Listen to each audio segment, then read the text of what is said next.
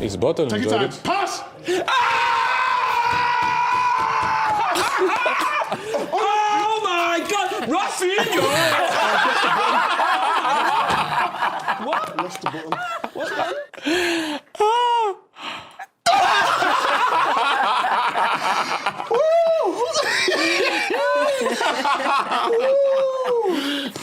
Look at the button. I had too much to eat, didn't I? That was good. Very big problem. So we have so much to come for you on this post-game show. We will try and bring you interviews, as always. We're live in the Metropolitano. Remember, with Guillem, we'll always bring you interviews from the other stadiums as well. Analysis, highlights. Stay with us. The results of a certain poll. Whoa. We'll give you a Oh, we've got a lowdown poll. on we're which there. is better, new Micah, old Micah. Come on. Does his head look bigger now or then? wow. You know, The jury is still out. Deadly serious. Right, I asked him before privately, as he knows we're a good friend. I think. Hold on. You just said key word, privately. Oh. I think where your hair starts to your eyebrows is definitely shorter. Oh my God. Should we get a measuring tape? Honestly, God, I think we should. So what are you trying to say? When you look at the picture, from where his eyebrow is to the top bit, if you put the picture up of the two of them, no, the one where... Remember We know what to do. Emily, our stylist, is sure to have a measuring tape in her kit bag. So Look, we'll ask Emily. Look where his... Get to, go I from think his we should measure eyebrow... it in real time, though. I mean... We don't how want is to be that possible? confused. What He's scrunching his forehead. This is a bad example. I'm He's saying, scrunching his how'd you do forehead. it? We'll bring in a measuring tape. We'll make it official. How'd you get your hairline lower? My eyebrows are raised. Oh. Yeah, there. Yeah, look. See? Are you starting So to what's feel that uncomfortable spray? about Yeah, I this am. conversation? You know what I mean? I feel What's bullied. that spray thing that you talk about? A spray? No, you always say to people, I don't understand. What is like you say? Yeah, it's like fibres. So is that it? No. This is... Fills in the gaps. Yep. All right, well, on that high note, we are going to go to a break. Make sure you join us for a full hour. We will talk other things. Oh, look, Really want hold to on. get- no. We've got a tape measure. Oh, yes, come on. Later, No, we've got to do it. Come on, let's We'll do it. Now, we do it after do it the now? break. We do it after the break. Stay with us, do it after the everybody. break. Stay with us. Back. It is so good to have you with us. Thank you for joining us in our studio in London. Kate Scott, Thierry Henry, Jamie Carragher, Micah Richards. Come and join us. We're so glad you're Join here. us. Yes. So we're going to start with your button's still there. It's gone. It's gone, yeah. It's gone. So we're going to talk about Benfica and Barcelona because it was an incredible game. Maybe not for those most tuned into the tactics and everything, but it was just a chaotic, Not only fun me. game You to can't watch. tell me that if you conceded 4 goals, you would have been happy. No. Thank you, bye. No, that wasn't really the question, though. The question was No, just but I'm just saying, not only me, you concede 4 goals, bye. Nobody will be happy. Sorry. Anyway, should we go through the goals and take a look and enjoy ourselves with the Yes, come highlights? on. Come on, Come on. Thierry, do you want to go first? No, I think Thierry was no, it's talking real. about this highlight. We've talked about Barcelona before, and they just make it so difficult for themselves. They take nothing away from the cross and the finish with movement in the box. It's a great connection, and isn't it? Pavlidis, the way he connects it, just guides it into the net. Put them 1-0 up, Jamie. Then we got the second. Yeah, no, I mean, if you remember, Barcelona made it 1-1 through an, obviously the penalty incident wasn't there, and they made a really poor start to the game. We talked about the high line, balls in behind them as well. Potential penalty check, and... Did you think it was a pen? Yeah, it was a penalty. Yeah. Unballed it. And you just need a couple of looks at it to make sure he gets the right decision. That's the whole point of VAR. And Lewandowski, Thierry called it as well, where he was going to put it. Open. He was going to open. But then it was your man. He made it 2-1. That's a great... You like the look of this fella, don't you? Pavlidis. Thierry, talk us through this Same one. thing again. Ball in behind. If you call that a great game, I mean, that's seriously. I mean, but anyway, that's a mistake. That's a raw mistake. In your bonnet. It is a raw mistake that Pavlidis took advantage of. Any ball in behind in the first half was almost a chance for Benfica. Then to get the hat-trick before half-time, that's what dreams are made of in the Champions League. I mean, the goalkeeper is shocking again. That's Szczesny, isn't it? It is. He's always been an average goalkeeper. Oh, wow. Jeez. No, he is. And then it's a penalty, Sticks it away nicely. 3-1. And when you're going 3-1 up, I mean, you probably think, I know it's still, obviously, just over the half-hour mark that you think maybe the game is. But then, look at this goalkeeper. What are you doing? You've worked so hard to get in front. I know you want to play out from the back, but this is ridiculous. This is what Thierry's talking about. Mistake, you know what? mistake after I'm with mistake. Thierry. I disagree with Kate. I'm with Thierry. Oh, wow. Another mistake. Another mistake. I mean, people who don't understand football would enjoy this game. But no, it's another poor mistake. But another penalty. It has been a mess, this game, hasn't it? Yeah, well, it's been very open, hasn't it? I mean, I'm not too sure that was a penalty, for being honest, but this man, Lewandowski... What a player. He's been a top player throughout the years. Opens again, sticks it in the back of the net. Then... Garcia, everyone forgot about him. You can see him creeping on the second post. Great delivery. 4-4. What a header. Yes. And then the moment comes. Garcia makes it 4, and this man, I mean, look at this. The goalie again. It's just a catalogue of mistakes. I mean, who played that pass, by the way? Ferran Torres. Ferran Torres. And then the composure here. I'm shooting pass. I'm saying pass, but he shoots instead. The confidence he has comes on his stronger foot, and what a finish that is in the dying moments of the game. What a win. Thierry, can I ask you a question? I know you were saying that you felt the game was poor, there's lots of mistakes in it, but on a serious note, you know the Barcelona press or the reaction after that game, would that be seen as a positive because they won? Would there be a lot of negativity around the game? Of course it will be a positive, and like I said to you, being able to come back in the game, it doesn't matter. It's outstanding, especially away from home in Champions League when you're 4-2 down. You know, what I was trying to say is when you go as a coach in the dressing room after, you're not going to be too happy about what happened in the entire game. This is what I meant. Coming back, doing that is outstanding, but a lot of the goals came on mistakes. So what are we talking about with great games? A great game was Atletico against Leverkusen.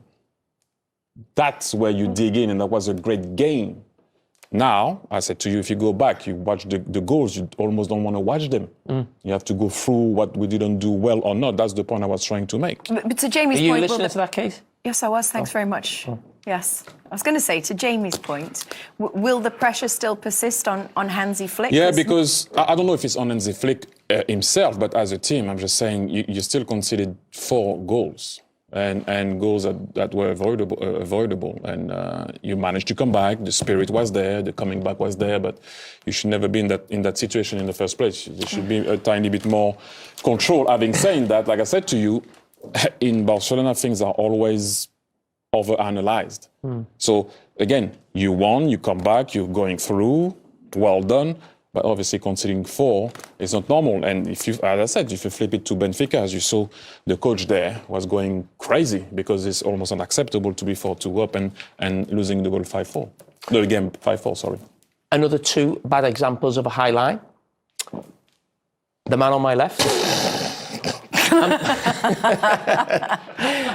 And Barcelona in Portugal. I mean, it's not right, is it?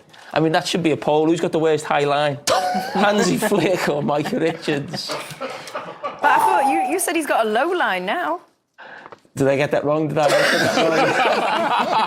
I thought I'd let you have it. Anyway, you did make a good point because you referred to the fact that Barcelona go through. Yes, they have confirmed themselves. It is top outstanding. 8. It will go down in history of the best comeback. I'm just saying, as a coach, it's an absolute nightmare when you watch it the day after. Belgium would never play like that, would they? We've not talked about Liverpool for a while, are we? Are we going to talk about Liverpool today? Should we talk about Liverpool? Yeah. I think we should. Welcome back. Yes, it is time. Let's reveal the results. We asked you, the audience at home, does Micah look better now? Is it new Micah for you? Is it old Micah for you with a couple of inches more hair and more height? What did you think? Let's reveal the results of the poll. Old Meeks. It's a landslide, Micah. Oh, big 78. Meeks. You're shocked? You tried. Way to kill someone's confidence. You tried. Wow, I tried. I tried Wow. it. Didn't work, did it? Oh, stop it. Yes, I think we should. You want to measure it? Yeah. What, you think I've been to Turkey? Something's not right. What do How you are mean you gonna something's not measure- right? How are you going to measure How are the you old going to measure my one? old Yeah, head? yeah, that's what I'm saying. In 2 months' time, when he comes back for the semi-final, we'll get to measure the tables again. Put it right. Stop putting your What did you eyebrows laugh up. like All right, go on. Stop moving Are you your okay? There's eyebrows. something in your throat. Are you okay, Peppa Pig?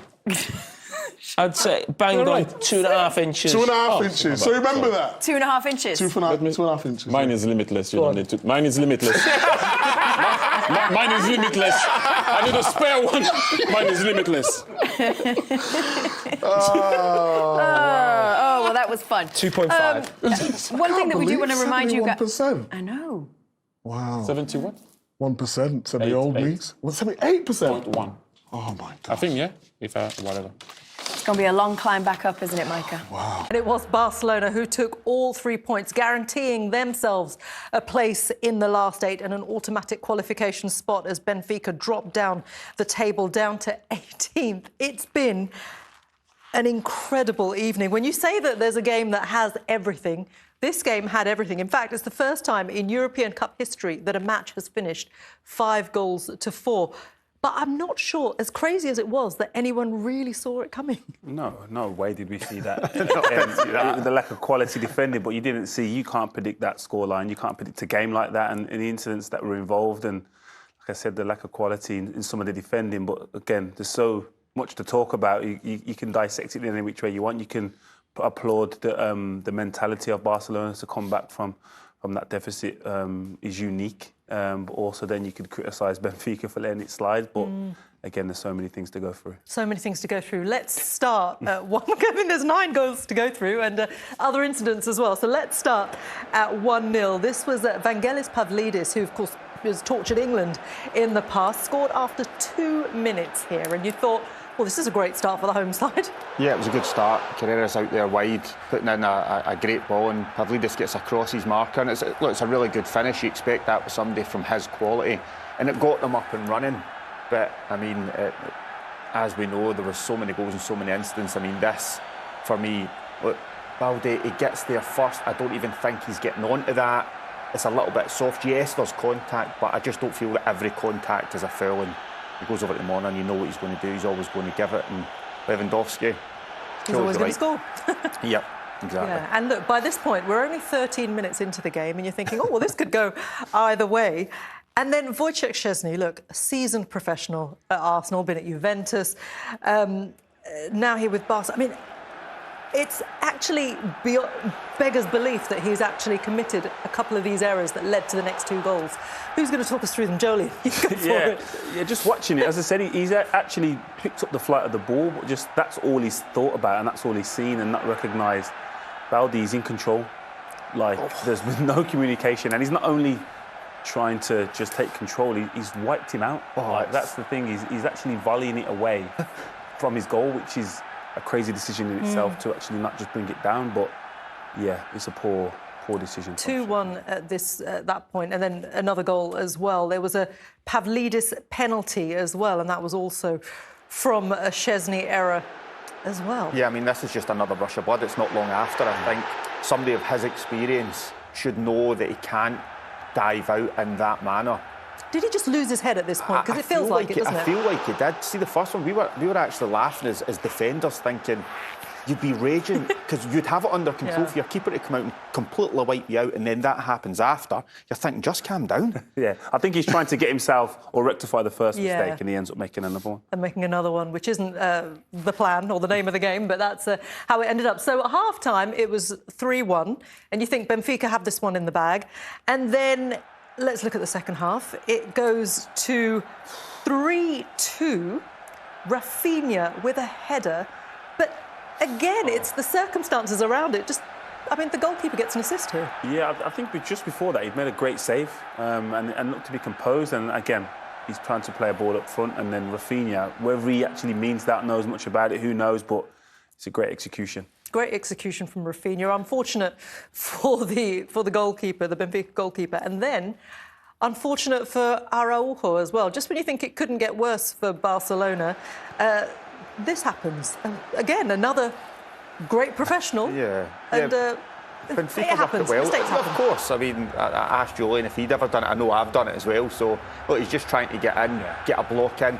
Can Chesney there speak to him and just say, like, it's his ball and come out and be commanding and jump all over it, and Araujo can get out the way. So, look, it happens. He's just trying to put the block on there, but it just doesn't come off, unfortunately, for him. OK, well, that was at 68 minutes. And then, I suppose you could say this one's a dubious penalty. Let's take a look at this particular incident. 78 minutes. This is softer than the others. Again, it's very slight. There's minimal contact. And me and Alan were talking there. His legs have gone from underneath him. He hasn't pulled him enough to do that, to warrant that. But again, when you've given Lewandowski a penalty, he was pretty quiet throughout the game, but he was always going to convert. You know when somebody pulls you by the neck or the shirt or whatever, you go back the way where Yamal actually just crumbles and falls down the way, like he lifts his leg up. So I thought it was soft, but again, you're giving the ref a decision to make in that situation. Yeah, and look, at this point, I'm sure the nerves would have been jangling for the home faithful. On 86 minutes, this happens. Yeah, again, he came on, and at still this point, you're thinking, Barcelona have got to give everything to get back into this game. And they've done that. They've flooded the box, took a short corner. Again, probably not rehearsed, but recognised there's an opportunity. And Eric Garcia came on, and a great timing of the run and a great header. Yeah, to only be on the pitch, 13 minutes and then come up with that. But, I mean, we were sitting watching this and you're actually shocked watching it, and it gets to like 4 each and you're thinking, why are Barcelona flying forward? Why are they trying to win it? Like, they're in a good position, but they kept on trying and kept on going for it, and it worked out. And it did work out in their favour. And Angel Di Maria did have, I mean, he was a doubt actually for this game, but he did come on. He did almost have a chance to win it for the home side. But then, this is where the drama happened, right? As if we hadn't seen enough drama already. In the closing moments of this game, you would think, from the incidents previously, that this may be given as a penalty for the home side. It wasn't. It looked as though some of the Benfica players were still wondering what the referee would be giving there. But this is where Barcelona took the opportunity to break, and then Rafinha does what Rafinha does best. Yeah, fair play to Rafinha, because he plays to the whistle, as the old cliche goes, and executes. But for me there, he's goal side as a defender, so there's no reason for him not to want to shoot or get a shot off, but to then be pushed forward and then back the way. The ref not give anything, and Rafinha, like I said, he's played to the whistle and took his opportunity. And this was on 96 minutes, and it wasn't even over at this point, because while they were celebrating that goal, a penalty check was taking place at the same time. That was probably the easy decision out of the two to make, to call play back and to give this a penalty. That would have been a massive decision for VAR. So I think the easy decision to stick with the referee that he gave and play on. But let's give credit to Torres as well, who played an exceptional pass to Rafinha. Yeah, I mean, it's just a crazy game when you run through it again and you're just looking at all the situations. But for me, I think that as a penalty, it's one of those decisions where it's probably worse than some of the others. And then, unfortunately for Benfica, they run up the other end of the pitch and Rafinha slots away the goal. So, some game, unbelievable. Yeah, it's been unbelievable, hasn't it? Really unfortunate for Benfica, because they did put up such a great fight. And you said that Barcelona were the great entertainers before this game. They certainly proved that, didn't they, Alan? Absolutely.